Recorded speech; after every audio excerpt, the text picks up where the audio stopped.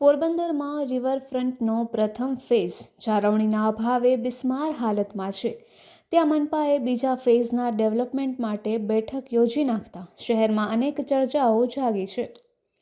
પોરબંદરમાં 44 કરોડના અસ્માવટી રિવરફ્રન્ટ તંત્રની જાળવણીના અભાવે બિસ્માર બની ગયો છે અને ઠેર ઠેર વૃક્ષો સુકાઈ ગયા છે અને તિરાડો પડી ગઈ છે તથા સમગ્ર 2 કિલોમીટરના વિસ્તારની જાળવણી થઈ શકતી નથી.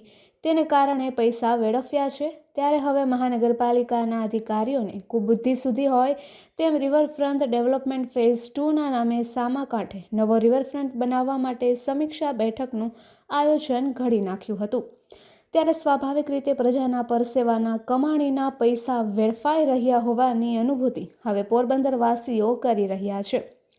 વિગતવાર વાત કરીએ તો અસ્માવટી રિવરફ્રન્ટને વધુ વિકસિત અને વિસ્તૃત બનાવવા માટે મહાનગરપાલિકા દ્વારા રિવરફ્રન્ટ ડેવલપમેન્ટ ફેઝ 2નું આયોજન કરવામાં આવ્યું છે.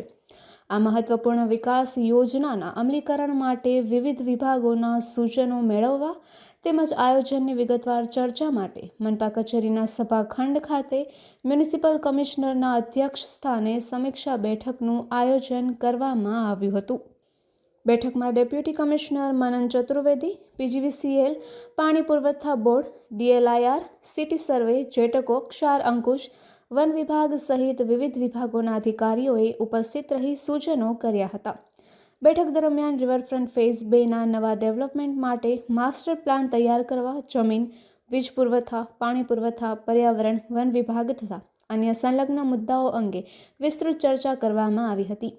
પ્રોજેક્ટને સમયસર અને સુવ્યવસ્થિત રીતે અમલમાં મૂકવા માટે વિવિધ વિભાગો દ્વારા જરૂરી સૂચનો અને વિગતો રજૂ કરવામાં આવી હતી.